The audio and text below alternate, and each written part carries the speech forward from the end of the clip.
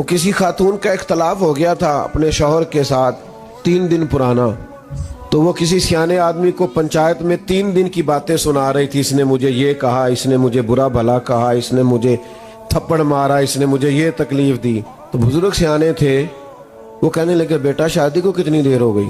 مثال دے رہا ہوں، سمجھ لے۔ اس نے کہا 15 سال۔ کہنے لگے بیٹا یہ تو 3 دن کی بات بتا رہی ہے نا، باقی بھی کوئی بتا۔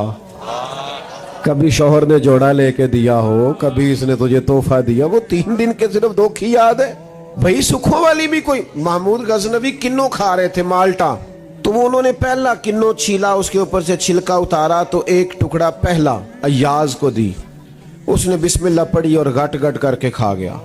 دوسری محمود نے اپنے منہ میں رکھی تو بڑا کڑوا ہے بھائی، بڑا کسیلا ہے، بڑا ترش ہے، بد ذائقہ ہے، تھوک ڈالی، اور پھر کہنے لگے ایاز تو کھا ہی گیا ہے، ذرا برابر بھی تو نے اظہار نہیں کیا کہ کڑوا کسیلا بد ذائقہ کنوں ہے۔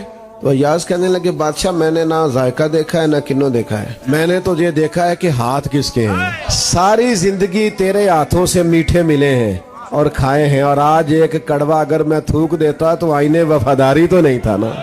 دکھ قبول محمد بخشا، دکھ قبول۔ لفظ قبول کا پتہ ہے نا آپ کو؟ کبھی زندگی میں آپ نے قبول قبول کہا ہوگا، جو رہ گئے ہیں وہ کہہ لیں گے، تو یہ قبول قبول بھی بڑا مزیدار ہے۔